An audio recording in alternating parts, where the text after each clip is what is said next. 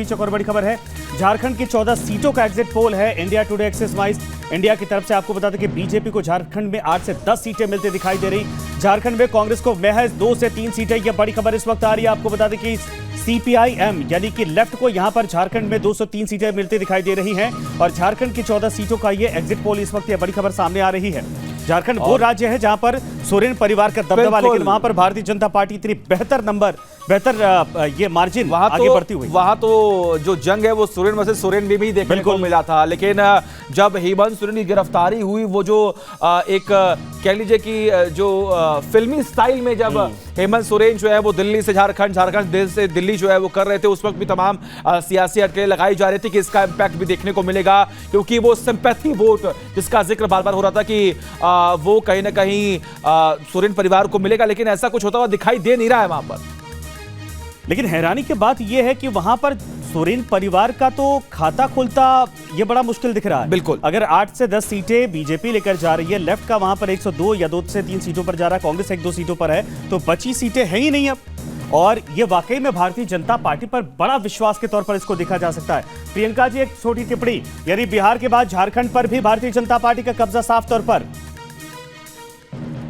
ये प्यार है, विश्वास है, आशीर्वाद है जनता का। और ये क्यों मिल रहा है? क्योंकि जो कार्य किया जा रहा है उससे लोग खुश हैं, लोगों में उत्साह है, और वो उत्साह जिस तरीके से मुझे आज दिख रहा है आप लोगों के एग्जिट पोल्स में, मैं ये समझ सकती हूँ कि प्रधानमंत्री का जलवा जो है वो अभी तक कायम है और कायम रहेगा। मैडम, झारखंड को लेकर कुछ तो कहिए। वहां पर कहा गया कि बहुत जबरदस्त फाइट दिखाई दे रही है, हेमंत सोरेन की गिरफ्तारी का असर पड़ेगा, लेकिन ये तो आपके फेवर में पूरी तरीके से है। विपक्ष का काम क्या है? विपक्ष तो ये कह रहा था कि उत्तर प्रदेश में फाइट चल रही है, बाकी सारे प्रदेशों में भी फाइट चल रही है। फाइट कहते कहते फिर वो ये कहना शुरू कर दिए कि हम हर जगह की सीटें जीत रही हैं।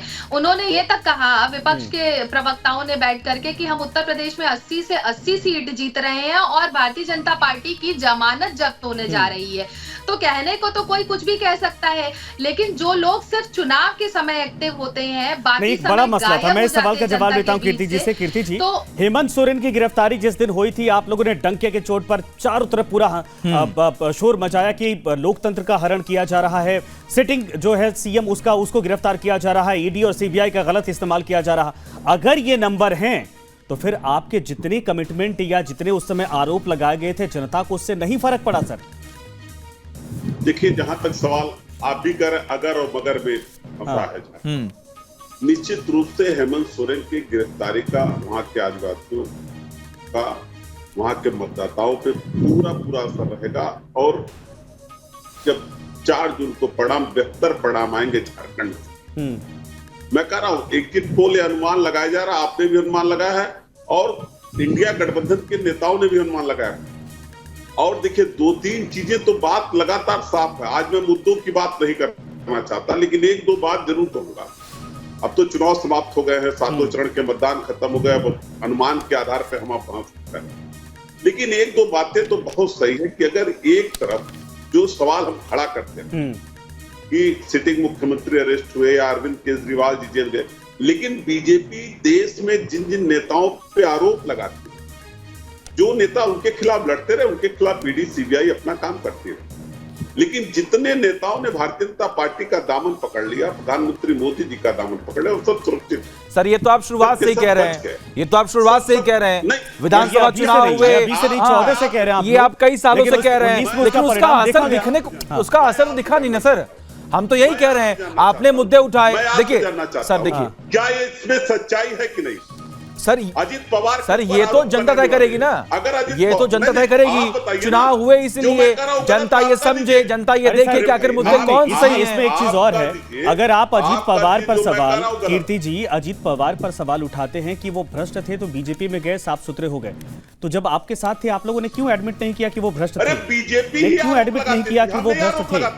अरे भाई सर, इन मुद्दों को लेकर लगाती थी, प्रधानमंत्री कहते थे, हेमंत बिस्व शर्मा को हम नहीं कहते। और अब आप लोग कहते हैं, अब आप लोग कहते हैं ना, छगन भुजबल, शुभेंदु अधिकारी, इस सबको प्रधानमंत्री कीर्ति जी, अब आप लोग कहते हैं कि ये भ्रष्ट थे, वहां पर जाकर एक मशीन आप लोगों ने, आम आदमी पार्टी आप लोगों ने बकायदा ले रखी है, उसको डेमो के तौर पर दिखाते हैं कि वहां पर डाली और उधर से साफ सुथरा होकर आता है। ठीक है सर, तो to the point sir, to the point sir, मैं सर्वे का विश्लेषण करेंगे, उन्हीं को अपने साथ रखें, सर्वे का विश्लेषण करिए, उन मुद्दों को छोड़िए सर, उन मुद्दों को छोड़िए। जनता भरोसा करते दिखाई दे रही है। मैं तो यही कह रहा कि झारखंड जहां से आपको लग रहा था कि बहुत अच्छे नंबर आएंगे, बहुत अच्छी संख्या सीटों की मिलेगी क्योंकि मुख्यमंत्री की गिरफ्तारी हुई, अगर वहां पर यह सर्वे कहता है कि 9 से 10 सीटें भारतीय जनता पार्टी के खाते में जा रही हैं, तो फिर बाकी राज्यों के आंकलन क्या हो सकता है? मैं आज भी कह रहा हूं कि वहां से अच्छी सीटें आएंगी, इंडिया अलायंस को झारखंड से अच्छी सीटें मिलेंगी। हाँ, मैं आज भी इस बात को, प्रियंका जी बताइए, ये तो अभी भी कीर्ति जी यही कह रहा है कि देखिए ये तो सिर्फ एग्जिट पोल है, अभी जो एग्जैक्ट पोल है, जो एग्जैक्ट नंबर्स है वो आएंगे तो वो इंडिया गठबंधन के पक्ष में आएंगे। देखिए, ये कह रहे हैं कि भारतीय जनता पार्टी आरोप लगाती थी, आरोप प्रत्यारोप तो कितना इन लोगों ने एक दूसरे के साथ किया, फिर साथ में तो इन लोगों ने गठबंधन बना लिया, एक दूसरे को बहुत उल्टा सीधा बताया, और उसके बाद आज अगर जिस तरीके के ये दावे कर रहे हैं, तो दावे की पोल तो सबके सामने 4 तारीख को खुली जाएगी, एग्जिट पोल्स को भी नहीं मानेंगे, मैंने पहले ही कह दिया, ईवीएम को भी नहीं मानेंगे, और सारा जिस दिन रिजल्ट आएंगे उस दिन एक दूसरे के साथ देखिएगा कि जिनका जो गठबंधन है उसमें कैसे गांठ पड़ती है, तब एक दूसरे के ऊपर ठीकरा फोड़ना शुरू करेंगे, आपकी वजह से हम हारे। और आप देखिए कि कांग्रेस की क्या हालात हो गए हैं कि इतने गठबंधन के बावजूद एक ऐसी पार्टी किस तरीके से धराशायी होती दिख रही है सबके सामने, क्योंकि इन शहजादों की अगर हम बात कर ले, प्रियंका जी की बात कर ले, राहुल गांधी जी की बात कर ले, ये लोग सिर्फ चुनाव के समय में जिस तरीके से जनता के बीच में आकर के पता नहीं क्या और कहां के मुद्दे किस तरीके से जनता के बीच में रखने की कोशिश करते हैं, जनता को उससे कोई फर्क नहीं पड़ता है। जिस तरीके से इन लोगों ने संविधान, लोकतंत्र और पता नहीं क्या क्या बातें लोगों के बीच में झूठ, पूरी फेक फैक्ट्री चलाने का जो प्रयास किया है वो जनता ने देखा। आप बताइए कि कांग्रेस पार्टी ने आम आदमी पार्टी पे, केजरीवाल जी पे सारा इल्जाम लगाया और उसके बाद आज बचाते फिर रहे हैं। केजरीवाल जी का बयान आता है कि अगर जनता ने मुझे प्यार दिया तो मैं 2 तारीख को जेल जाऊंगा, 4 तारीख को रिजल्ट देखूंगा, 5 तारीख को वापस आ जाऊंगा। आज उनका ये बयान आता है कि मैं 2 तारीख को जेल जाऊंगा, पता नहीं कब वापस आऊंगा। तो उन्होंने पहले से ही एग्जिट पोल्स बता दिए हैं कि जनता ने उनको प्यार नहीं दिया, क्योंकि इन लोगों ने जो उल्टी सीधी बातें की उससे कोई जनता को कोई फर्क नहीं पड़ा। लेकिन प्रियंका जी देखिए, विपक्ष तो शुरुआत से यही कहता है कि भटकाने का पूरा प्रयास तो आप लोगों ने किया, आपने हनुमान, आपने मंगलसूत्र, आपने तमाम और भी ऐसे मुद्दे जो हैं वो ला के रखे जनता के बीच में। आपने ना बेरोजगारी की बात की, ना आपने महंगाई की बात की, ना आपने महिला सुरक्षा की बात की, ये सारे मुद्दे भी तो रहे इस चुनाव में। बातें तो सारी भारतीय जनता पार्टी करती है, विपक्ष को सुनाई नहीं देता है, और जनता को दिखाई, सुनाई और धरातल पे वो दिखता हुआ भी दिखता है, इसीलिए वोट मिल रहे हैं। विपक्ष को तो कभी सच दिखेगा ही नहीं और कभी ये सीखने का भी प्रयास नहीं करते हैं, इसीलिए धराशायी होते जा रहे हैं। इनकी कनेक्टिविटी इतनी वीक हो चुकी है, जो 5 साल में एक बार बाहर निकलते हैं। अगर मैं एग्जाम्पल ले लूं अमेठी का और रायबरेली का, 5 साल बाद आएंगे मैडम, रायबरेली अमेठी पर आएंगे, अभी अंतर है थोड़ा।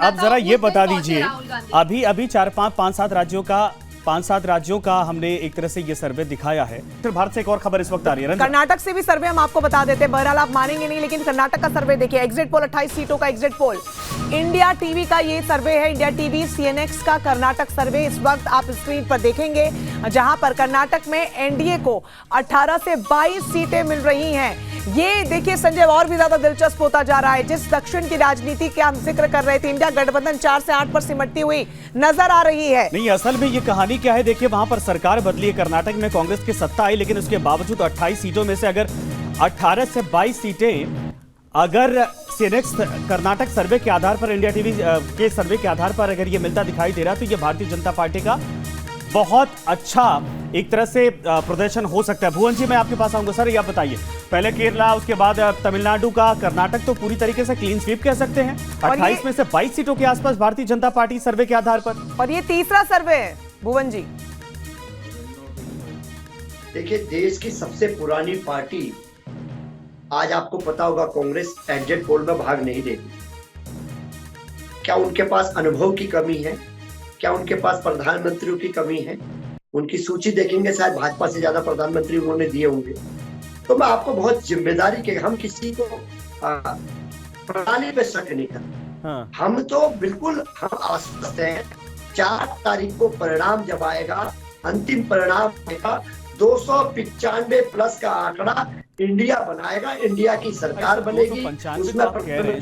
जोशी जी इस लाइन से हट के हमारे पास, इस लाइन से हट के मुझे थोड़ा सा आंकड़ा बताइए ना। आप लोगों ने ये दावा किया है कि कांग्रेस इंडिया का नहीं बल्कि जनता का सर्वे है।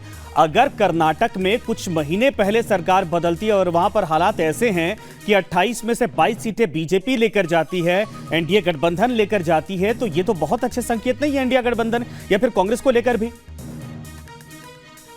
आप जो कहना चाह रहे हैं उसे मैं समझ रहा हूँ, लेकिन मैं आपसे कहना चाह रहा हूँ एग्जिट पोल में तब्दील हो जाएंगे तब हम चिंतन करेंगे। लेकिन जो हमारा आंकड़ा है उस आंकड़े से ये मेल नहीं खा पा रहे। हमारा जो आंकड़ा है, क्या है आपका आंकड़ा? भारतीय जनता, हाँ मैं अब वो बता रहा हूँ, उस बात को भी तीसरी बार आप सुनोगे। ये चुनाव हमने कहा ना, ये किसी इंडिया गठबंधन ने चुनाव नहीं लड़ा है, जनता ने लड़ा है। जनता कौन थी? वो महिलाएं जिनसे ठगा गया, वो युवा जिनको रोजगार के नाम से ठगा गया, वो किसान जिनको आय दुगनी के नाम से ठगा हुआ। ये पूरा समाज ही मिलके तो देश बनता है। उस देश का खिलाफ था। 14 और 19 में आदरणीय मोदी जी के अच्छे दिनों पर लोगों को विश्वास था, लेकिन अच्छे दिन जब नहीं आए 10 साल में, तो अब हमें पूरा विश्वास है 4 तारीख को जब इंडिया की सरकार बनेगी तो भारत में खुशी के दिन आएंगे।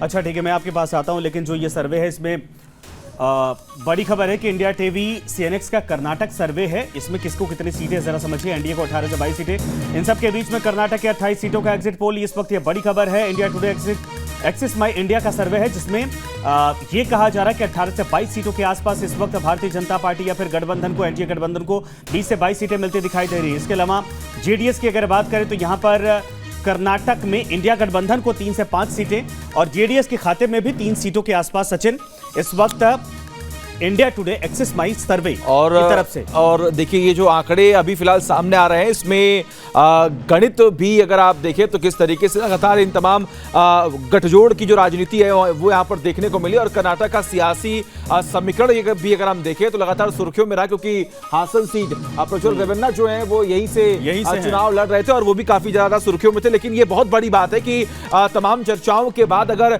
यहाँ पर भी कर्नाटक में भी अगर बीजेपी को प्लस अगर यहाँ पर जो आंकड़े मिल रहे हैं तो ये बहुत बड़ी बात होती है।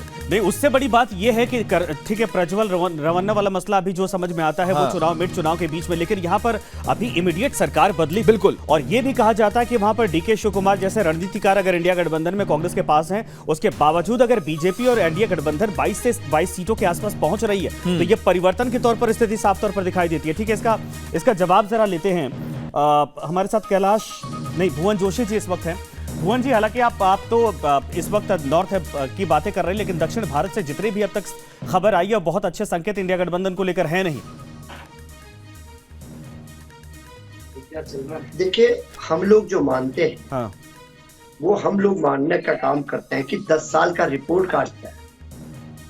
10 साल के रिपोर्ट कार्ड पे ये आदरणीय मोदी जी के चुनाव हुए। इससे पहले के जो चुनाव थे 14 और 19 के जो चुनाव थे वो आदरणीय मोदी जी को लोगों ने उनके वादों पर विश्वास करने का था। और अगर वो वादे पूरे कर दिए होंगे, अगर आपके अकाउंट में 15 लाख आ गए होंगे, मेरे अकाउंट में 15 लाख आ गए होंगे, मैडम बैठी है इनके 15 लाख आ गए होंगे, तो सबने वोट भाजपा को दी। सर जमीनी मुद्दों की बात करिए ना जोशी जी। 15 लाख और ये तो 19 में भी मुद्दा था, जनता ने आप लोगों को नकार दिया था। आप लोग इनको उठाते, लेकिन पब्लिक के बीच में असल में क्या फायदा हुआ है? चाहे मंदिर निर्माण की बात हो, चाहे 370 की बात हो, चाहे महिलाओं की सुरक्षा का बात हो, राशन देने की बात हो, जनता सीधे जिससे बेनिफिट ले रही है वो चीजें कहीं ना कहीं इफेक्ट करती हैं। अगर ये सर्वे है, लोगों से सवाल पूछे गए, उसके आधार पर अगर ये डाटा आ रहा है तो इसका मतलब ये नहीं कि पूरी तरीके से आप इसको डिनाय कर देंगे। देखिए, आप और हम तो ग्रामीण पृष्ठभूमि से हैं। आपने एक बात सुनी होगी, कांट की हांडी बार बार नहीं चलती। जो झूठ होता है वो ज्यादा दिन नहीं चलता। आप 14 में बना लेंगे, 19 में बना लेंगे, लेकिन जब घर में बेरोजगार विद्यार्थी रहेगा, परीक्षा लीक करा हुआ रहेगा, बच्चे की आत्महत्या हो जाएगी, आत्महत्या कर लेगा, तो क्या उससे अच्छा ठीक है सर, आते हैं आपके पास। देखिए कर्नाटक में एनडीए को 23 और 26 सीटें मिल रही है। ये नेटवर्क 18 का जो सर्वे है वो सामने आया है।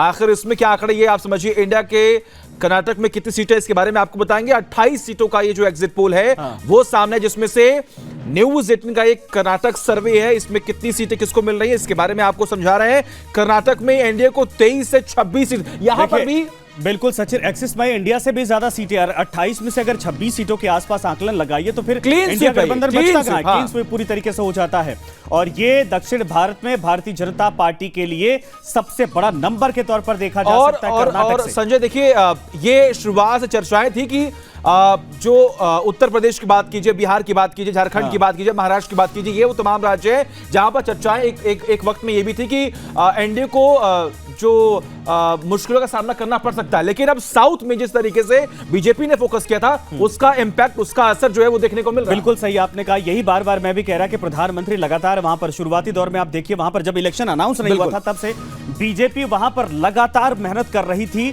चाहे वो प्रधानमंत्री का खुद का वहां पर फोकस रहा हो, अमित शाह या जेपी नड्डा, ये तीनों बड़े नेता लगातार दक्षिण भारत के हर राज्य में जाकर वहां पर सर्वे, दरअसल रैलियां कर रहे थे, रोड शो कर रहे थे, तो उसका असर आप देखिए साफ तौर पर दिख रहा। हालांकि इंडिया गठबंधन उस दौरान तमाम नेता इस बात को लेकर चुटकी भी लेते थे, कहा जाए कि देखिए भीड़ नहीं वहां पर आती है, लेकिन अब सीटों के हिसाब से सर्वे के आधार पर भीड़ आई या नहीं आई, लेकिन वोट कितना कन्वर्ट हुआ बीजेपी की तरफ, ये नंबर ये अब तक आंकड़े सामने आ रहे, जो नंबर सामने आ रहे हैं, इसके हिसाब से तो यही कहा जाए कि जो कुछ भी पीएम नरेंद्र मोदी ने कहा वो लोगों ने समझा, वो लोगों ने सुना, उन तमाम मुद्दों को समझा, और आज शायद जो भीड़ नहीं आ रही थी, जो जुमला बताया जा रहा था, वो कन्वर्ट हो चुका है वोट्स में, और जो नंबर्स है, जो आंकड़े हैं, वो एनडीए के पक्ष में है। तो समाजवादी पार्टी से कीर्ति निधि पांडे हमारे साथ इस वक्त जुड़ रहे हैं। कीर्ति जी, स्वागत है आपका न्यूज नेशन में। दक्षिण भारत के 3 राज्य सर, कर्नाटका, तमिलनाडु और केरल, 3 सर्वे अब तक आ चुके हैं। तीनों में कर्नाटक में 20 से 22 और एक सर्वे में तो 26 तक की सीटें दी गई हैं, 28 में से 26। इसके अलावा तमिलनाडु में 1 से 4 सीट और केरला में 1 से 3 सीट। जिन राज्यों को अभेद्य किला आप लोग मानते थे इंडिया गठबंधन के लिए, जो अभी अलायंस में पार्टियां हैं, वहां पर बीजेपी इतनी बेहतर करती दिख रही है। को बता दें, एग्जिट पोल अब आने शुरू हो चुके हैं। एग्जिट पोल का सबसे पहला आंकड़ा इस वक्त आपको हम बताने वाले हैं। केरल से चौंकाने वाली खबर सामने आ रही है।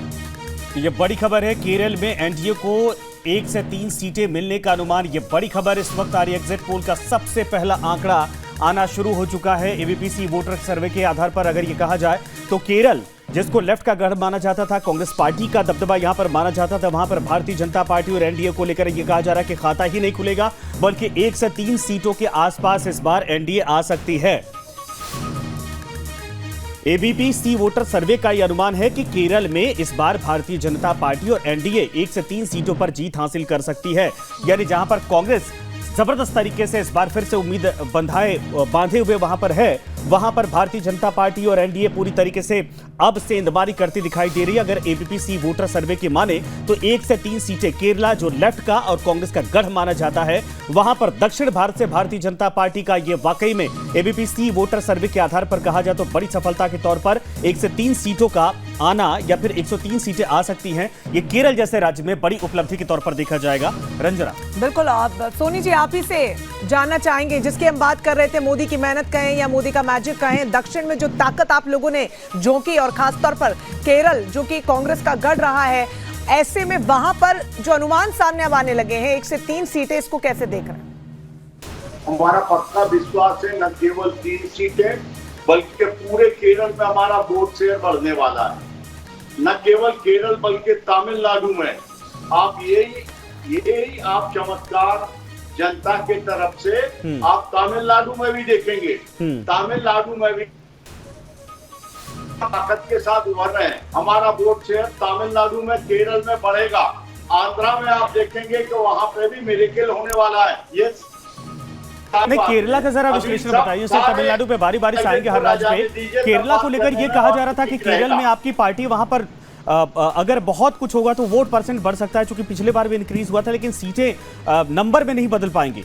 इस बार 1 से 3 का अगर अनुमान है तो क्या ऐसी आप लोगों ने स्ट्रेटजी अपनाई थी? वायनाड वहां पर राहुल गांधी ने पूरा एक तरह से कहा जाए कि कैंपेन किया था, चुनाव लड़ा था। लेफ्ट में भी वो गढ़ी माना जाता है, उनकी सीटें हर बार निकलती हैं, सरकार वहां पर है। ऐसे में भारतीय जनता पार्टी की स्ट्रेटजी क्या थी वहां पर? ये हमारा सबसे देखिए इम्पैक्ट जो है नीतियों का होता है। पॉलिटिकल कॉन्शियसनेस हमारी आम जनता, बुद्धिजीवियों, पत्रकारों से आगे आम जनता की बढ़ी है।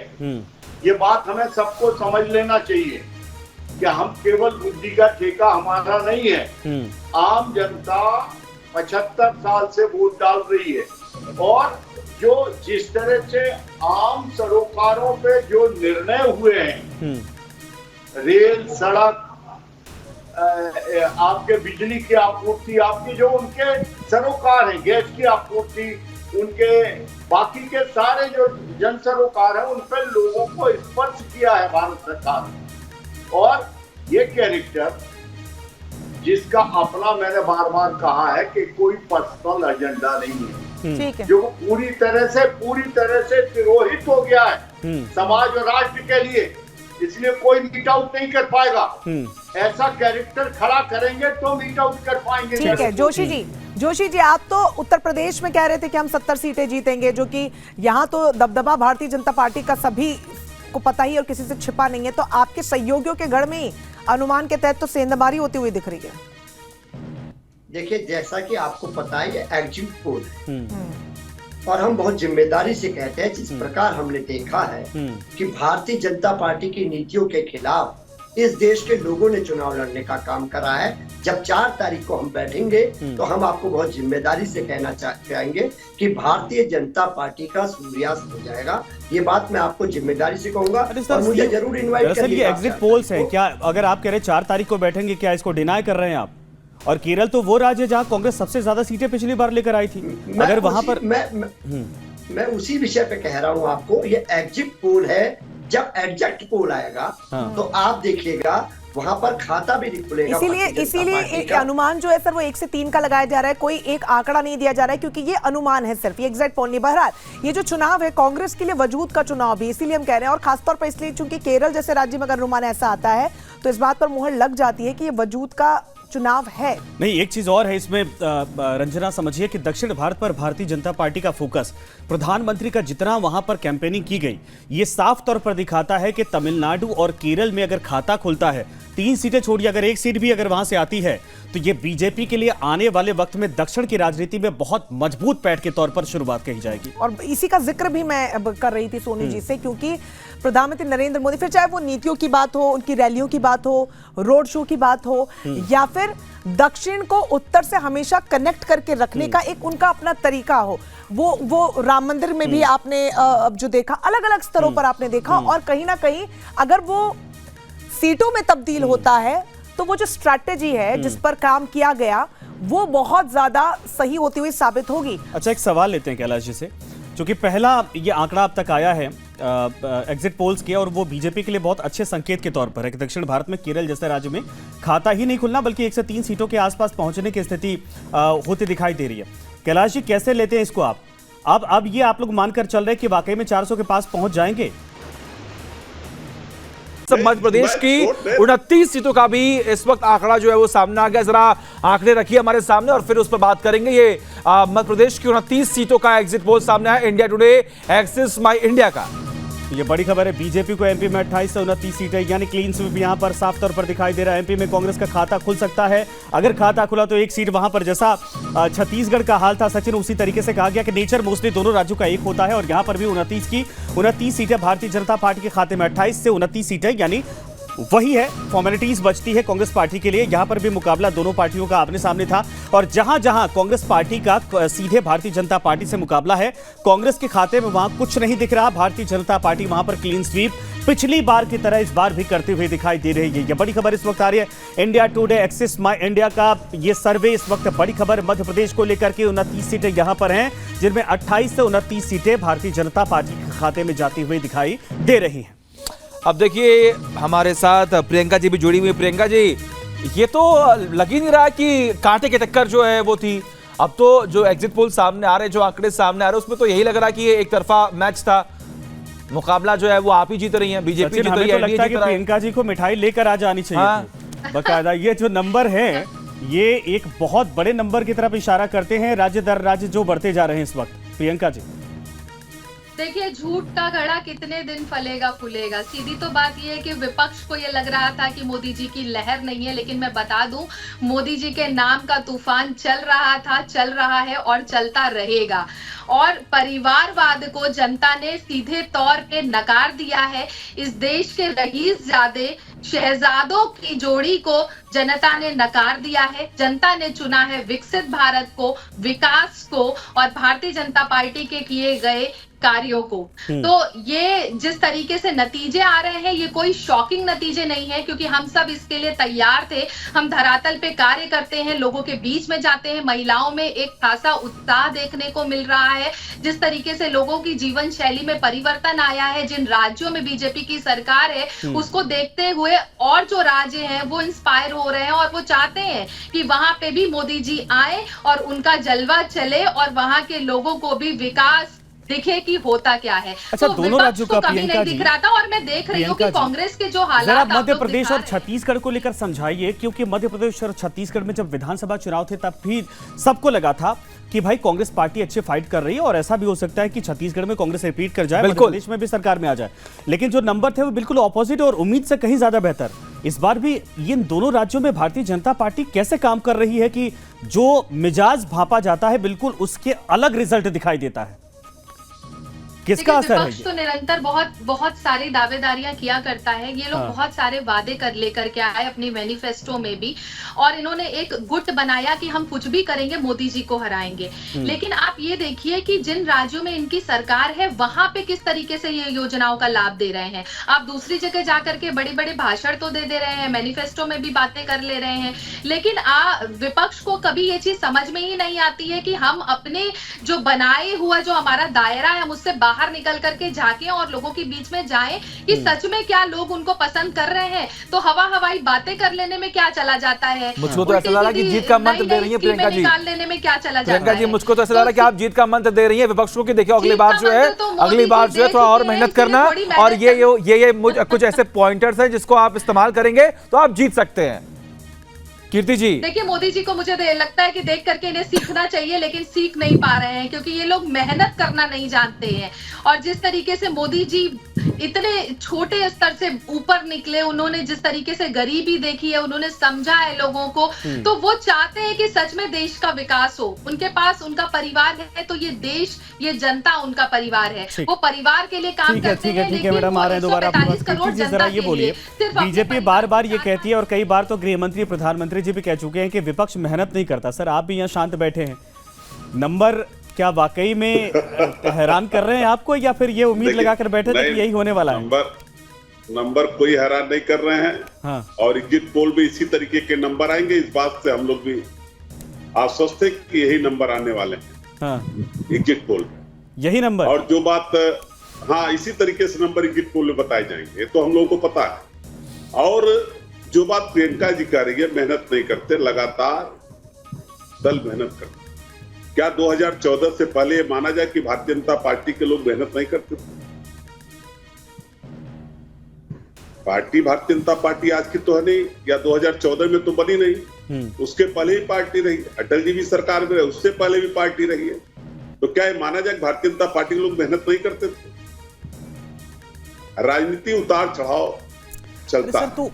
और जब भारतीय जनता पार्टी परिवारवाद की बात करती है, मेहनत का जवाब जो है वो दे रहे हैं। नहीं, परिणाम तो दिखना चाहिए ना सर। 5 साल होता है, 8 साल होता है, दोनों टर्म प्रधानमंत्री नरेंद्र मोदी का बीत गया। आप लोग कह रहे हैं कि हम लोग मेहनत कर रहे हैं, लेकिन रिजल्ट तो दिखना चाहिए ना जनता के बीच में। या तो आप लोग समझा नहीं पाते मुद्दे, या फिर प्रधानमंत्री नरेंद्र मोदी इस तरीके से लोगों के बीच में इस वक्त उनकी जगह बनी हुई है, विश्वास इस तरीके से है कि आप लोग कुछ भी कहें लोगों को भरोसा ही नहीं होता है।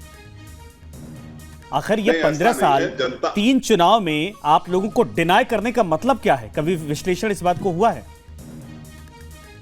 नहीं, देखिए, फिर मैं कह रहा हूं कि अभी ये पूर्वानुमान है। स्थिति तरीके के अनुमान की उम्मीद सबको, सभी विपक्षी दलों को इस बात का इत्मीनान था कि जो अनुमान आएंगे वो इसी तरीके के आएंगे। अच्छा, और मैं कह रहा हूं कि 295 प्लस का जो आंकड़ा है 4 जून को वही आएगा। सरकार इंडिया अलायंस की ही बनेगी। और जो बात भारतीय जनता पार्टी जब परिवारवाद की बात करती है, जितने अलायंस पार्टनर के सब परिवारवादी पार्टी। सर मान लीजिए सरकार आपकी बनेगी तो कोई कंधा चुना गया है ऐसा जिसके ऊपर ये पूरा बोझ जो है वो रखा जाएगा? आज तो मीटिंग हुई, आपने टारगेट सेट भी कर दिया कि 295 जो है वो सीटें आने वाली हैं। देश की जनता प्रधानमंत्री नहीं तय करती, देश की जनता सांसद तय करती। सांसद जीत। सर मैं तो आपकी बात कर रहा हूं, आपने क्या तय किया? गठबंधन ने क्या तय किया?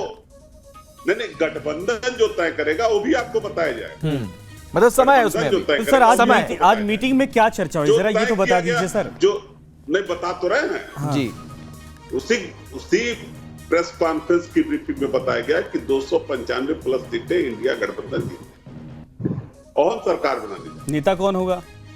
और नेता भी तय हो जाएंगे। ये तो आप लोग लगातार सवाल पूछ रहे हैं। नेता अरे सर इसलिए पूछा जा रहा है ना क्योंकि बीजेपी का ये सवाल है जिसका आप लोगों ने जवाब नहीं दिया कि ना नेता है ना नीति है।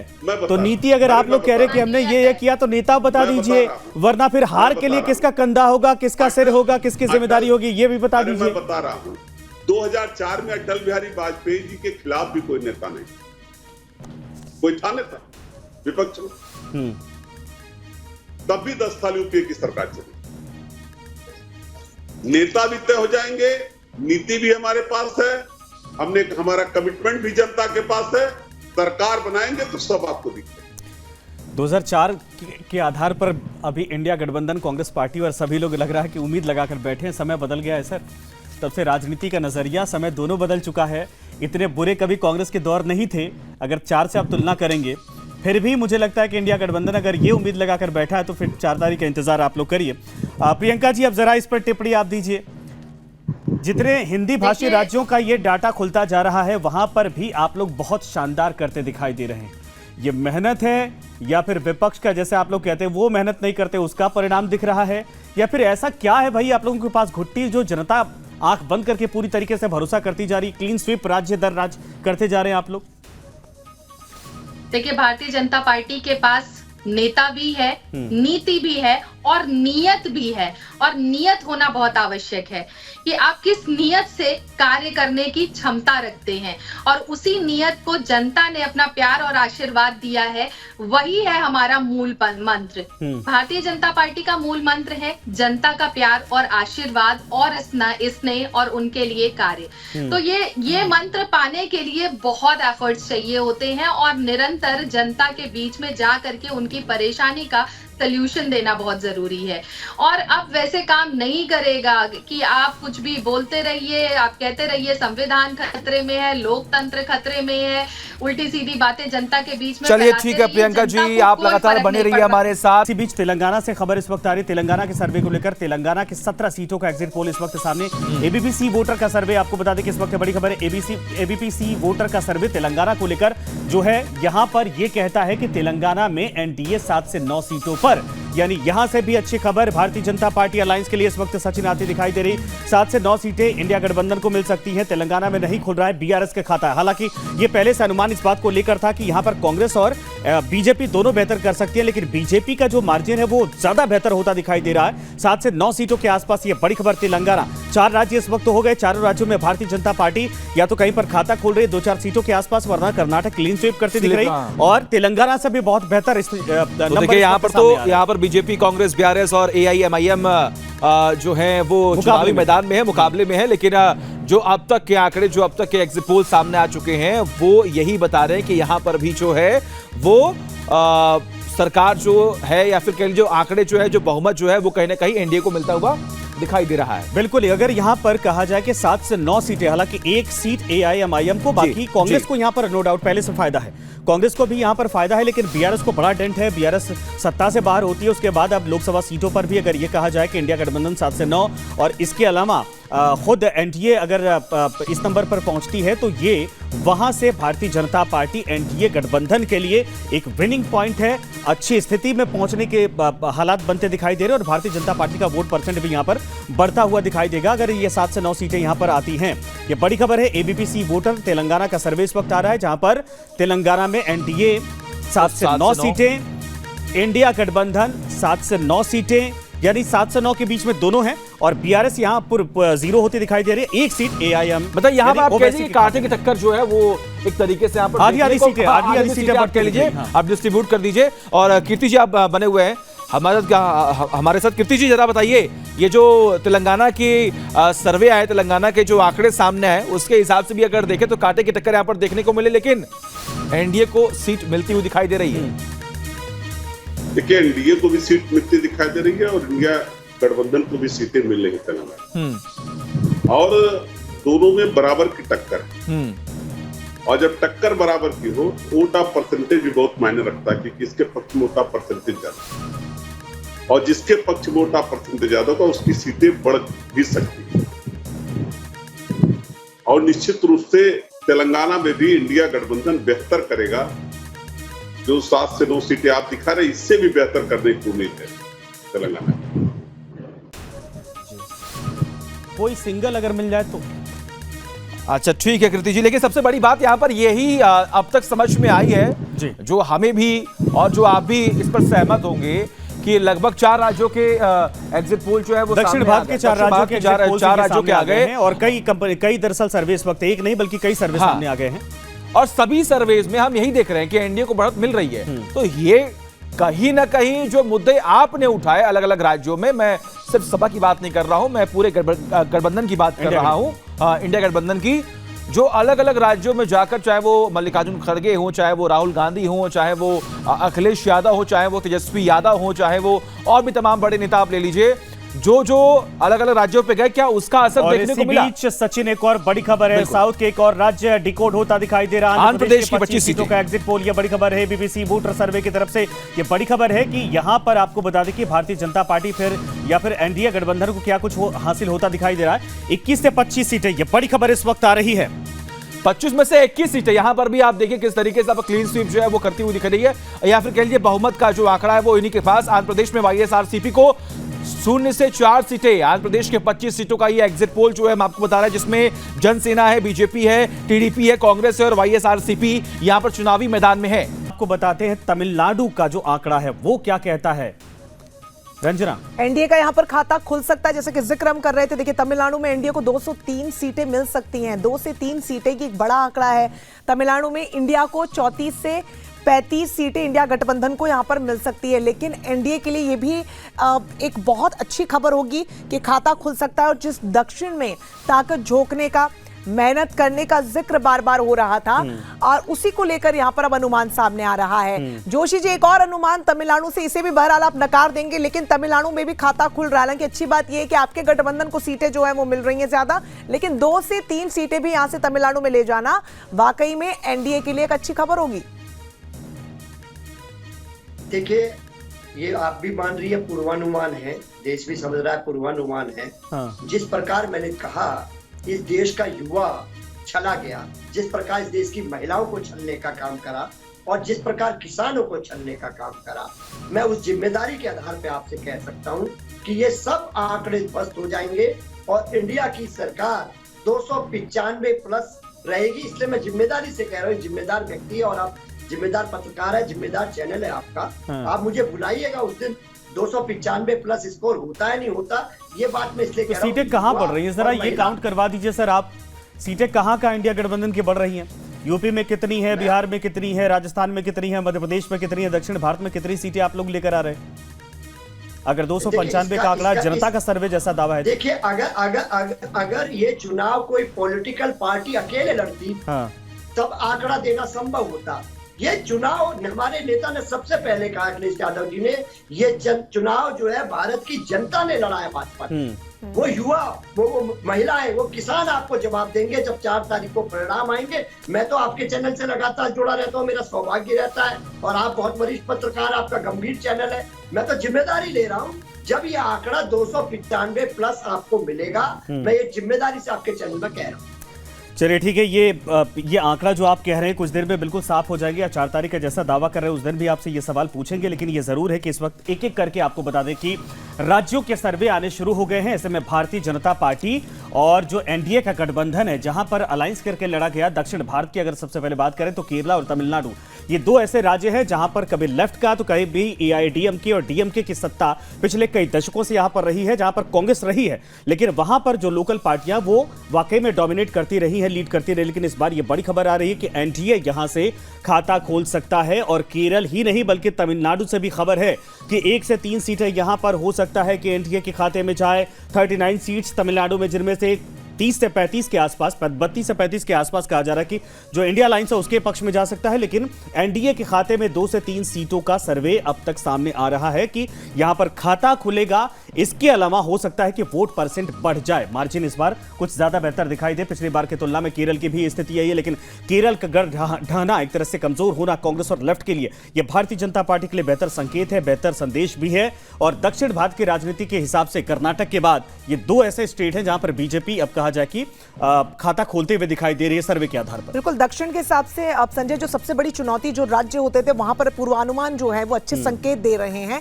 तो वहीं जो राज्य बीजेपी के लिए आसान रहे, उसमें बिहार की अगर हम बात कर ले, महाराष्ट्र की बात कर ले, तो इन चुनावों में एक वो बड़ी चुनौती भी बने हुए हैं। वो इसलिए भी क्योंकि महाराष्ट्र में जिस तरीके से सत्ता का परिवर्तन अब राज्य सरकार में हमने देखा, एकनाथ शिंदे अलग होकर एनडीए में शामिल हो गए, वो आक्रोश जो जनता के मन में है, क्या वो डेंट देगा, ये भी बड़ा सवाल। इसलिए कह रहे हैं कि एक बड़ी चुनौती वहां है। एक और सवाल इसमें कि स्टालिन आज नहीं आए थे इंडिया गठबंधन में।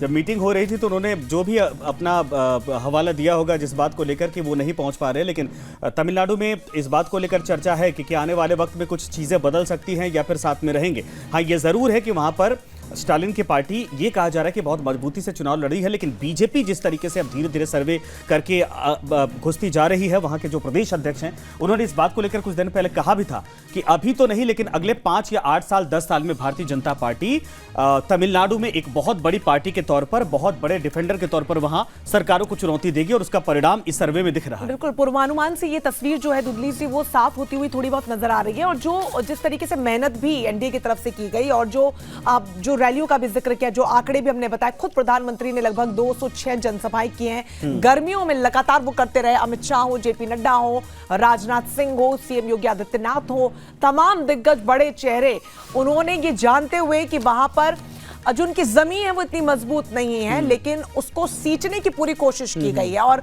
यहां से उस सीटों में उस मेहनत को वो तब्दील कर पाते हैं। तो ये इंडिया गठबंधन के लिए एक बहुत बड़ा डेंट यहां से होगा, क्योंकि अगर आप उत्तर को तमाम राज्य यहां पर आप देखें, जो उनके अपने राज्य थे, हाल ही में जो विधानसभा चुनाव जिन 5 राज्यों में हुए, वहां पर भी अपनी सरकारों को खिसकते हुए यहां पर इन अलग अलग पार्टियों ने देखा है। ऐसे में जो गढ़ है राज्य आपका, वहां पर भी अगर भारतीय जनता पार्टी अपनी सहयोगी पार्टियों के साथ सेंधमारी कर रही है, तो ये आने वाले लोकसभा चुनावों के लिए भी एक बहुत बड़ा आईना विपक्ष के लिए होने वाला है। बिल्कुल। और रंजना, मुझे लगता है कि दर्शकों को चूंकि अब धीरे धीरे नंबर आने शुरू हो गए हैं, आंकड़े आ रहे हैं सर्वे के आधार पर, जो बातें सामने आई थी वो हम सब रखेंगे टीवी स्क्रीन पर जनता के सामने। लेकिन जो मुद्दे थे, जो वो सवाल पूछे गए थे, जरा वो एक बार बता देते हैं। और इसी बीच एक और बड़ी खबर है। बड़ी खबर हम आपको बता दें, इंडिया टुडे का सर्वे भी सामने आ गया है। एक्सिस माई इंडिया का तमिलनाडु सर्वे इस वक्त हम आपको बता रहे हैं, एनडीए को तमिलनाडु में 2 से 4 सीटें मिल रही हैं, और इंडिया गठबंधन को तमिलनाडु में 13 से 15 सीटें। ये चौंकाने वाली बात है। देखिए, जैसे तमिलनाडु की बात की जाए, हालांकि एनडीए का जो अभी एबीपी वोटर सर्वे हमने देखा, उसमें 1 से 3 सीटें बताई जा रही थी, इसमें 2 से 4 बताई जा रही है। तो समझा जाए कि मोहर कहीं ना कहीं लग रही है पूर्वानुमान में, क्योंकि जो सीटें हैं वो शायद 1-2 सीट ही आगे पीछे, लेकिन सीटें हैं, खाता खुल रहा है। एक चीज और है रंजना की, अब ये आंकड़ा जो आ रहा है अभी तक, ये दिखाता है कि बीजेपी को शायद जो आंकलन या जो अब तक इंडिया गठबंधन आंक रहा था, उससे कहीं ज्यादा बीजेपी बेहतर करती दिखाई देगी।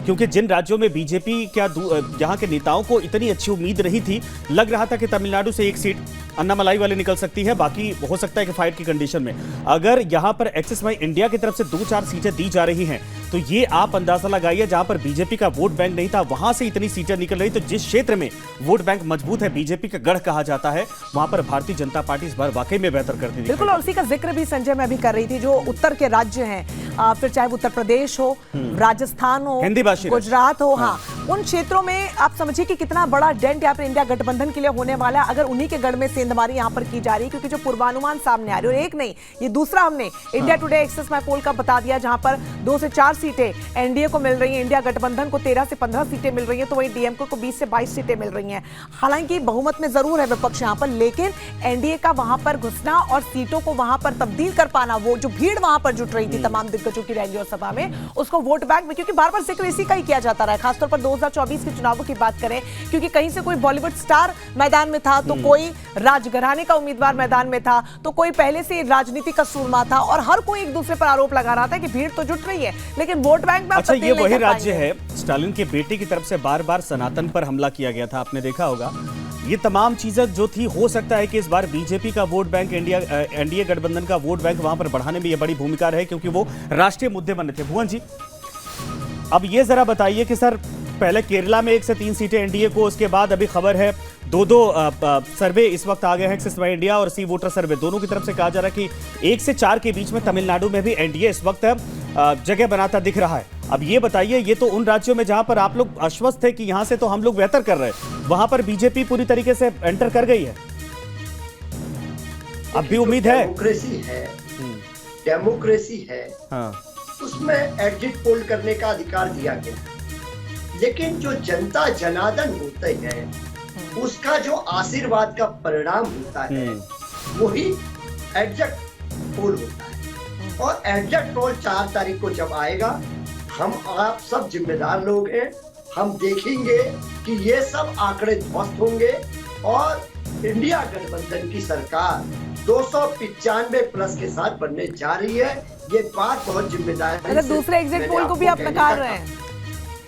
देखिए, मैं किसी को, देखिए मेरी कोई हैसियत नहीं, मैं किसी को नकारूं या किसी को मानूं। मैं आपको, देखिए मैंने बोला हम डेमोक्रेसी के लिए तो लड़ रहे हैं, संविधान के लिए लड़ रहे हैं, लोकतंत्र के लिए लड़ रहे हैं, देश के लड़ रहे हैं। हम ऐसे तो लोग नहीं कि हम कहते कि आप एग्जिट पोल मत निकालिए, फिर किस बात की डेमोक्रेसी है? आपने निकाला, आपका सम्मान है, लेकिन हम लोग जो एग्जिट पोल को मानने वाले लोग हैं, देश के जनता के जनार्दन को मानने वाले लोग हैं। आप देखिएगा जब 4 तारीख को हमारा आप बैठेंगे 295 प्लस के साथ इंडिया गठबंधन होगा। हाँ। ये बात मैं आपसे बहुत जिम्मेदारी से। तो सर्वे तो सर आपके पास भी होगा ना, आपके पार्टी ने करवाया होगा, अलायंस ने करवाया होगा। ये जो सर्वे आ रहे हैं तमिलनाडु में बीजेपी के या फिर एनडीए के, ये आपके सर्वे क्या कहते हैं इसमें? फिर उसी आधार पे तो मैंने आपको जो टोटल फिगर दिया है, हाँ। वो दिया है ना मैंने आपको। क्यों तमिलनाडु को बता दीजिए ना, केरला तमिलनाडु का। सर मैं कोई ज्योतिष नहीं हूँ, हाँ। मैं कोई ज्योतिष नहीं हूँ, लेकिन सर्वे होगा, ज्योतिष की बिना बात ही नहीं हो रही। 295 का आंकड़ा तो दे दिया है और आप कह रहे हैं मैं कोई ज्योतिष नहीं हूँ। वो हमने इंटरनल सर्वे करवाया। अभी आपने यूपी का भी आंकड़ा दिया था। मैं आपसे कह रहा हूँ जो हमने इंटरनल सर्वे करवाया उस आधार पर हमने आपको बताने का काम करा। अब इसकी जांच और परख तो 4 तारीख को हो जाएगी, जब जनता का पिटारा खुलेगा। तो मैं सर्वे को किसी को गलत या सही ठहराने की मेरी हैसियत नहीं है। मैं तो जनता जनार्दन के जो मैंडेट होता है उसको मानने वाले लोग हैं हम समाज। क्या लग रहा है कहाँ डेंट रह गया, कहाँ मात मिल सकती है, क्या लग रहा है? क्योंकि एक बड़ा मुद्दा ये भी उठाया गया कि इतना लंबा चुनाव जो खींचा गया 7 चरणों में, यहाँ मुद्दे धूमिल हो गए। आप वाकई मान रहे हैं इसको कि ये वजह है, या फिर जनता ने भरोसा किया ही नहीं जिन नीतियों के साथ या कांग्रेस की न्याय की गारंटी के साथ आप मैदान में उतरे थे? देखिए, आपने बात करी मुद्दों की। मेरे ख्याल से देश के संवैधानिक पद पर सबसे बड़े माननीय प्रधानमंत्री जी हैं, उनको 10 साल का अपना रिपोर्ट कार्ड बताना चाह, वो बात कर रहे हैं मटन मछली मुसलमान मंगलसूत्र, फिर मौन पे चले गए। तो अब ये तो माननीय प्रधानमंत्री जी का है। अब माननीय प्रधानमंत्री जी किस दिशा में देश को ले जाना चाहते हैं ये तो उन्होंने तय कर दिया, किस प्रकार की भाषा शैली थी उनकी। इससे पूर्व में भी प्रधानमंत्री रहे, अटल जी भी रहे, युवराज जी रही है, मनमोहन सिंह जी रहे, लेकिन उनकी भाषा शैली देखिए। हम इसमें इसलिए नहीं कह रहे, हम इंदिरा गांधी को कह रहे हैं और अटल जी को। अटल जी का भी एक शालीनता का एक था, लेकिन प्रधानमंत्री की गरिमा जिस प्रकार गिरी है उसका भी जनता जवाब दे रही है। आप धैर्य रखिए, 2 दिन बीच में 4 तारीख को सब बातों का जवाब 140 करोड़ महान जनता देने जा रही है। भारत में इतनी रैलियां, इतना वक्त उन्होंने गुजारा है, क्या आप लोगों को लगता नहीं कि दक्षिण भारत में वाकई में इंडिया गठबंधन को डेंट लग सकता है? ये अनुमान आप लोगों को था? हालांकि सर्वे तो यही बता रहे हैं कि वहां प्रधानमंत्री की मेहनत साफ तौर पर दिख रही है। मोदी को लेकर वाराणसी में 2 ही चर्चा हो रही है। एक तो मोदी की जीत का फासला क्या होगा, और दूसरा सबकी निगाहें टिकी हुई है कि टर्नआउट कितना जाता है। क्या ये 2019 से बेहतर होता है या फिर पिछले चुनाव की तरह ही यहाँ पर कम मतदान प्रतिशत दर्ज किया जाता है। इस वक्त की स्थिति यह है कि पूरा वाराणसी का चुनाव जो है वो दरअसल विकास के मुद्दे पर हुआ है, क्योंकि हम जानते हैं कि वाराणसी के कायाकल्प को लेकर मोदी की जो योजनाएं हैं वो धरातल पर उतरी, और उन्हीं मुद्दों पर पीएम मोदी यहाँ पर रोड शो करते हुए वोट मांगते हुए नजर आए। बीजेपी की जो पूरी यहाँ पर फौज उतारी गई, दरअसल वो भी घर घर जाकर विकास के मुद्दे पर वोट लेती हुई नजर आई, वोट मांगती हुई नजर आई। वो कितना वोट में तब्दील हुआ है ये तो चुनाव नतीजे बताएंगे, लेकिन सबसे बड़ी बात कि इस बार का मुकाबला पिछले मुकाबलों से कहीं अलग है, कहीं इतर है। वो इसलिए क्योंकि आप अगर 2014 का मुकाबला देखिए तो पीएम मोदी बनाम केजरीवाल का मुकाबला था, और उस मुकाबले में हमने देखा था कि किस तरह से लगभग 3,72,000 के डिफरेंस से पीएम मोदी ने जीत दर्ज की थी। 2019 का मुकाबला देखिए तो उस वक्त सपा की प्रत्याशी सालनी थी, उनसे लगभग 4,52,000 से ज्यादा मतों से पीएम मोदी ने जीत दर्ज की थी। लेकिन इस बार ये मुकाबला पीएम मोदी वर्सेज गठबंधन है। गठबंधन के उम्मीदवार यहाँ से अजय राय हैं जो पिछले चुनाव में तीसरे पायदान पर थे, लेकिन अब ये देखना है कि कांग्रेस और सपा का जो वोट बैंक है वो क्या एक दूसरे को सपोर्ट करते हुए पीएम मोदी के जीत के फासले को यहाँ कर पाता है, कम कर पाता है या फिर नहीं कर पाता। लेकिन रिफ्लेक्शन ऑफ द वोट देखें, reflection of the election from Varanasi देखें तो ये पूर्वी पूर्वांचल को एक तरह से क्रॉस जो है वो मैसेज क्रिएट करता है। तो वाराणसी से जो निकलती हुई हवा है वो गोरखपुर तक पहुंचती है और जाहिर तौर पर वहां से क्रॉस करके वो बिहार में एंटर कर जाती है। लेकिन दूसरी तरफ देखिए तो वाराणसी से निकली हुई हवा वो दिल्ली की तरफ भी निकल जाती है। तो पीएम मोदी ने जब वाराणसी की सीट का चुनाव किया था, जब उन्होंने गंगा को अपनी माता बताया था, गंगा की गोद में जब आए थे, तब से लेकर अब तक आप समझिए तीसरा चुनाव है। लेकिन यहाँ के चुनावी बाजार में साफ तौर पर दिखाई देता है कि पीएम मोदी के अलावा कोई बड़ा फैक्टर नहीं है। पीएम मोदी का वाराणसी से ये तो बात मधुरेंद्र वाराणसी की हो गई, लेकिन उत्तर प्रदेश की 13 सीटें और बेहद महत्वपूर्ण सीटें, 7वें चरण में मतदान हो रहा है। यहाँ पर फिलहाल क्या कुछ तस्वीर देखने को मिल रही है और मत फीसदी कितना है?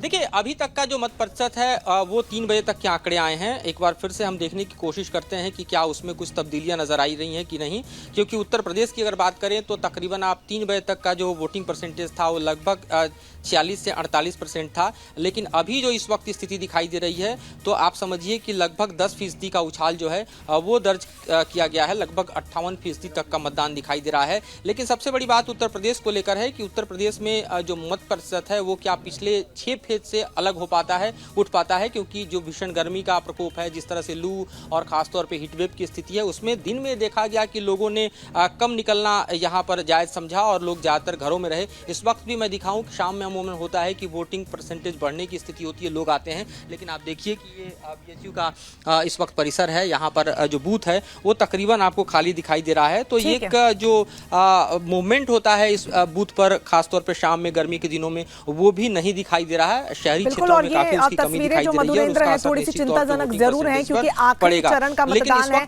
इससे पहले बड़ी खबर हम बता दें, प्रधानमंत्री मोदी को लेकर सपा चीफ अखिलेश यादव ने तंज कसते हुए कहा है कि क्योटो में चुनाव फंस गया है। वो इस बात का संकेत दे रहे हैं कि 4 जून के बाद भूचाल आएगा। मधुरेंद्र अखिलेश यादव कह रहे हैं कि क्योटो में चुनाव फंस गया है। ऐसा क्यों कह रहे हैं, क्या समझे उनके इस स्टेटमेंट से?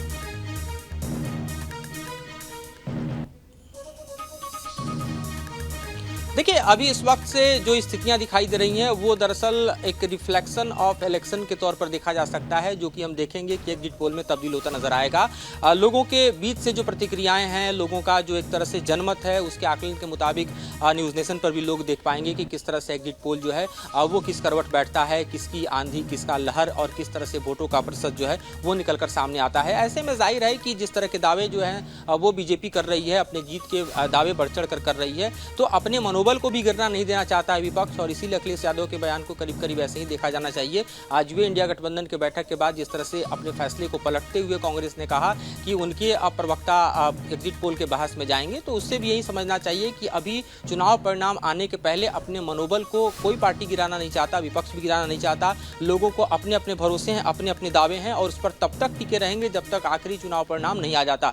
तो इसी परिप्रेक्ष्य में अभी जो बयानों का एक तरह से बौछार है वो लगभग हम दोनों तरफ से देख रहे हैं, जो कि जारी है। लेकिन सवाल इस बात को लेकर है कि जो वोट है वो किसी लहर पर सवार है या फिर क्षेत्रीय मुद्दे हावी रहे हैं, क्या बेरोजगारी का मुद्दा, महंगाई का मुद्दा जैसा विपक्ष उठा रहा था उसका कोई परिणाम दिखाई देता है, या फिर एक मोदी लहर जो अंडर करंट के तौर पर है, जो कि पिछले चुनाव में हमने देखा उसका असर रहा है। तो ये सारे आकलन और सारे जो एक तरह से निष्कर्ष हैं उनकी चर्चा एग्जिट पोल में देखी जाएगी, और जाहिर तौर पर उसको कितना ज़्यादा हम बेहतर तरीके से परिणाम में परिवर्तित होते हुए 4 तारीख को देखेंगे ये तो आने वाला वक्त बताएगा। लेकिन इस वक्त के फिलहाल मौजूदा माहौल में हम देख सकते हैं कि उत्तर प्रदेश में लोगों की निगाहें इसलिए मधुरेन्द्र जी देखिए, अखिलेश यादव भी लगातार मुखर होकर बोल रहे हैं, इंडिया गठबंधन के साथ जो है वो चल रहे हैं। इस बीच बिहार के आंकड़े जो है वो सामने आ गए। बिहार की 40 सीटों का ये एग्जिट पोल सामने आ चुका है। इंडिया टुडे एक्सेस माई इंडिया का बिहार को बीजेपी को बिहार में 13 से 15 सीट मिलती हुई यहां पर दिखाई दे रही है। बिहार में जेडीयू को 9 से 11 सीट मिलती हुई दिखाई दे रही है, और बिहार में 5 सीट जीत रही है एलजेपी, जहां पर वो अपने उम्मीदवार उतारे थे उन्होंने। ये बड़ी खबर है, आरजेडी को बिहार में 6 से 7 सीटों पर संतोष करना पड़ेगा, लेकिन कांग्रेस को इससे भी बड़ा झटका 1 से 2 सीटों पर। यह बड़ी खबर है। और तमाम चर्चाओं के बीच में हमारे साथ सुब्रत पाठक जुड़े हुए, जो कि कन्नौज सांसद हैं। सुब्रत जी, आपका बहुत बहुत स्वागत है। आपके सामने अखिलेश यादव चुनावी मैदान में हैं। इस बार जो एग्जिट पोल सामने आ रहे हैं उससे क्या उम्मीदें हैं, रिजल्ट से क्या उम्मीदें हैं आपको?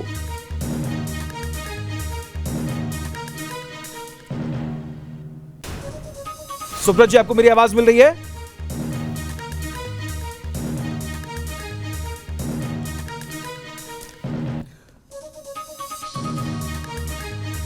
तो आपको बता दें कि दोबारा सब उनसे बातचीत करेंगे, लेकिन बड़ी खबर है बिहार को लेकर। बिहार में वाकई में भारतीय जनता पार्टी फिर ये कहा जाए कि एनडीए गठबंधन को ये बहुत बड़ी सफलता है। एलजेपी की 5 सीटें रिपीट होती दिखाई दे रही हैं।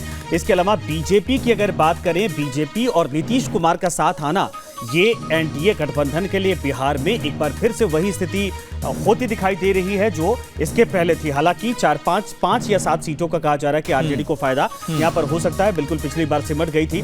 तो ये जरूर है कि नीतीश कुमार को साथ में लाने का भारतीय जनता पार्टी को या फिर एनडीए गठबंधन को यहां पर बेनिफिट इस वक्त दिखाई दे रहा है। बड़ी खबर है, बिहार में 5 सीटों पर एलजेपी का कब्जा होगा, लेकिन आरजेडी को 6 से 7 सीटें मिलेंगी। जो बड़े बड़े दावे किए जा रहे थे उससे बिल्कुल इतर है।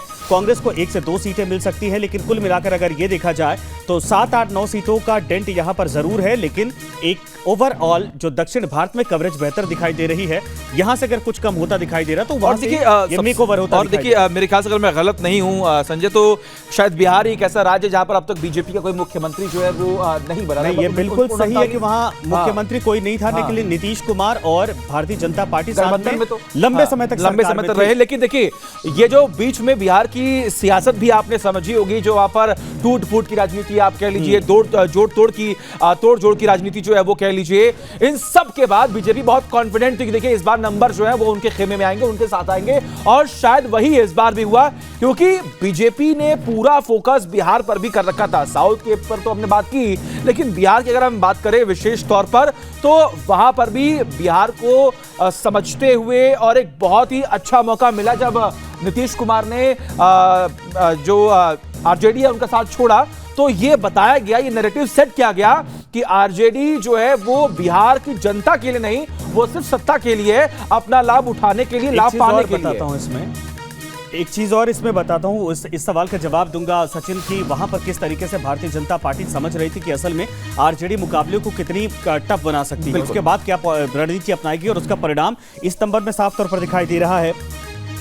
प्रियंका जी हमारे साथ बनी हैं। प्रियंका जी, बिहार के भी आंकड़े इस वक्त सामने आ गए हैं इंडिया टुडे एक्सेस माई इंडिया का, जिसमें हालांकि इस पिछली बार 40 में से 39 आप लोगों के खाते में थी, लेकिन इस बार 7 से 9 सीटों का एक फासला होता दिखाई दे रहा है। कैसे इसको देखती हैं? क्या ये वाकई में डेंट के तौर पर कह सकती हैं, या फिर जो नीतीश कुमार नहीं जब आपके साथ थे और नीतीश कुमार के आने के बाद की स्थिति में बहुत सुधार के ये नंबर है?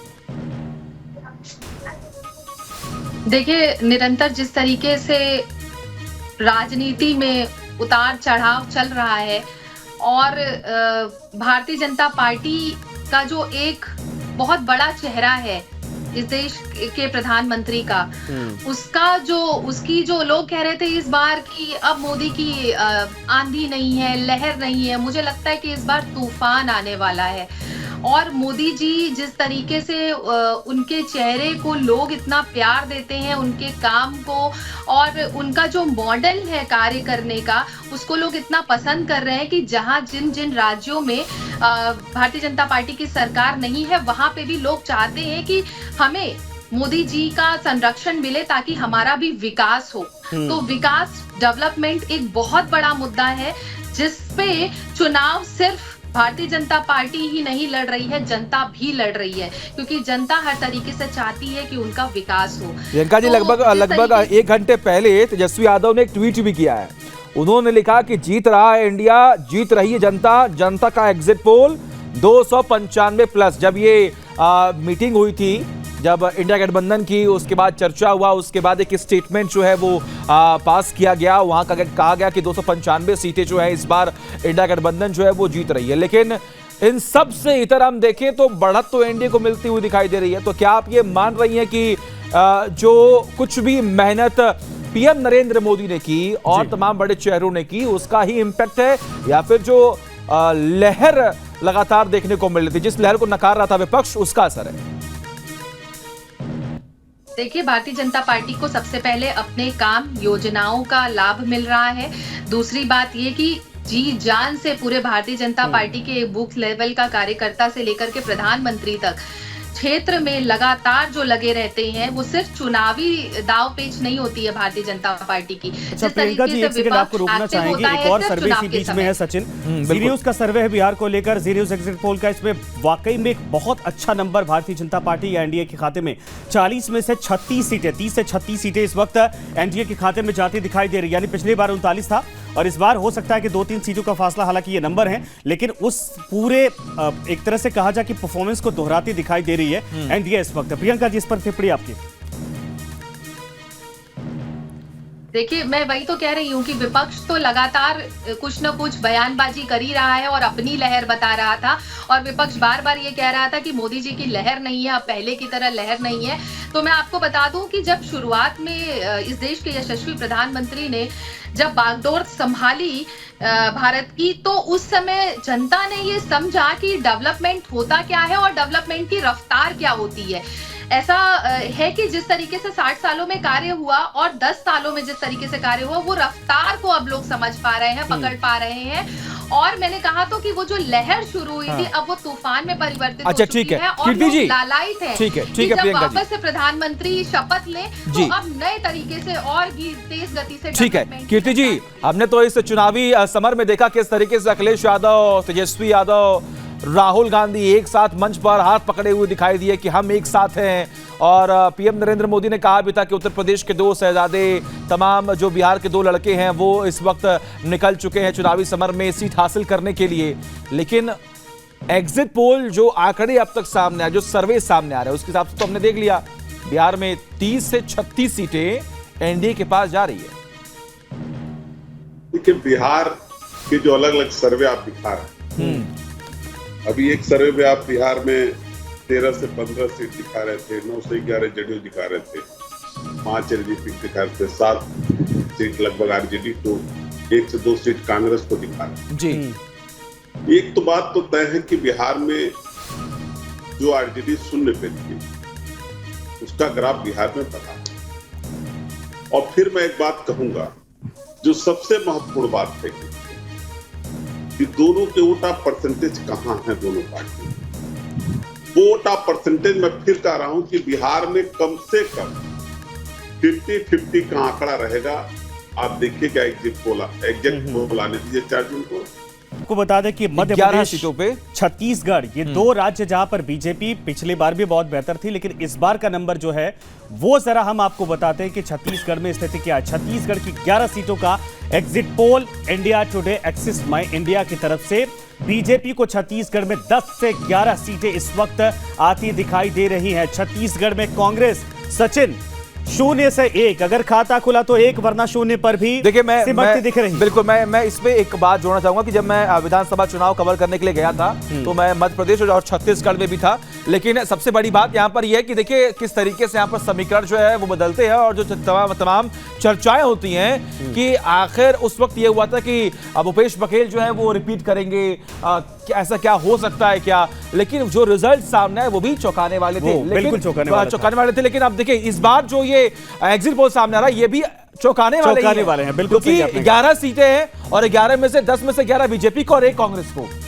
नहीं, 1 में भी सस्पेंस है, 0 से 1 सस्पेंस है। अगर ऐसा हुआ तो हो सकता है क्लीन स्वीप यहां से पूरी तरीके से छत्तीसगढ़ में भारतीय जनता पार्टी करते दिखाई दे रही है। और मुझे लगता है कि कुछ देर में मध्य प्रदेश के आंकड़े सामने आएंगे। मध्य प्रदेश छत्तीसगढ़ मोस्टली एक ही जैसा भाव वहां पर दिखाई देता है दोनों राज्यों में, लेकिन 10 से 11 सीटें भारतीय जनता पार्टी और कांग्रेस की अगर बात करें, चूंकि यही दोनों ओपोनेंट एक दूसरे के थे, यहां पर 0 से 1 के बीच में सिमटती छत्तीसगढ़ में दिखाई दे रही है। आज भी याद है इंडिया टुडे एक्सिस माई इंडिया का ये सर्वे, और देखिए यही वो राज्य है एमपी और छत्तीसगढ़ की जहां पर आदिवासियों को लेकर कितनी चर्चाएं हुई थी, क्या आदिवासियों का सगा कौन है, इसको लेकर भी होड़ जो है वो मची हुई थी, जिसको लेकर तमाम चर्चाएं हुई, आरोप प्रत्यारोप लगे। लेकिन आदिवासी किसके साथ है, पिछड़ा वर्ग किसके साथ है, जनता किसके साथ है, ये आज हम आपको लगातार बता रहे हैं, क्योंकि लगभग अब तक हमने 6 से 7 सीटों का ये जो आंकड़ा है वो हमने आपको बताया और एनडीए को हर जगह बढ़त मिलती हुई दिखाई दे रही है। तो इंडिया टीवी सीएनएक्स सर्वे छत्तीसगढ़ को लेकर है, 11 सीटों का अनुमान यहां पर है, 10 से 11 सीटें भारतीय जनता पार्टी को मोस्टली। ये आंकड़ा सभी का इस वक्त दिखाई दे रहा है छत्तीसगढ़ को लेकर कि 1 से 0 या 1 के बीच में कांग्रेस पार्टी है, लेकिन बाकी सारी जो सीटें हैं वो भारतीय जनता पार्टी के खाते में जाती दिखाई दे रही है। देखिए 2 सर्वे इस वक्त आपको दिखा रहे हैं छत्तीसगढ़ को लेकर, दोनों में 10 से 11 सीटें सचिन, और कांग्रेस को लेकर वही नंबर है, या तो एक भी सीट नहीं आएंगी या तो अगर खाता खुला तो 1 सीट के आसपास कांग्रेस पार्टी यहां पर सिमटती दिखाई दे रही है। छत्तीसगढ़ से कांग्रेस और इंडिया गठबंधन के लिए बहुत अच्छे संकेत नहीं है, लेकिन भारतीय जनता पार्टी जो उम्मीद लगाकर बैठी थी हूबहू उस तरीके से यहां पर नंबर बीजेपी के खाते में जाते दिखाई दे रहे हैं। प्रियंका जी, ठीक है, मैं इस पर प्रियंका जी से सवाल लूंगा, लेकिन अब कीर्ति जी जरा ये बताइए सर, अब तो 2-3 राज्य इस तरीके से पूरी तरीके से वहां इंडिया गठबंधन 0 या फिर 1-2-4 सीटों पर सिमटता दिख रहा, फिर ये 295 का आंकड़ा किस आधार पर आप लोगों का था? अब 4 तारीख का आप लोग इंतजार करेंगे, लेकिन सर ये जनता से सवाल जो पूछे गए थे उसके आधार पर ये सर्वे होते हैं और वो सर्वे बता रहे हैं कि छत्तीसगढ़ में भी खाता खुल जाए तो हो सकता है कि 1-8 सीटें आपके खाते में आ जाएं। देखिए, जिस तरीके से विधानसभा के चुनाव में राजस्थान, छत्तीसगढ़, मध्य प्रदेश की जब तो जिस तरीके से तमाम सर्वे आए थे जिसमें दिखाए जा रहे थे हरियाणा में कांग्रेस सरकार रिपीट कर रही, राजस्थान में कई सर्वे ने दिखाए थे रिपीट किया था। जनता का मिजाज है, आपके अनुमान को भी पलटती है, और उस समय तीनों राज्यों में छत्तीसगढ़ हो चाहे राजस्थान हो चाहे मध्य प्रदेश हो, सब जगह बीजेपी आ गई, जहां रिपीट करने की बात भी कर रहे थे, कई सर्वे में दिखाए गए थे रिपीट जी। तो ये अनुमान उसी तरीके से है, अनुमान इस सब पलटेंगे। मतलब आपने सब कुछ जो है सब कुछ 4 तारीख पर छोड़ रखा है, ठीक है।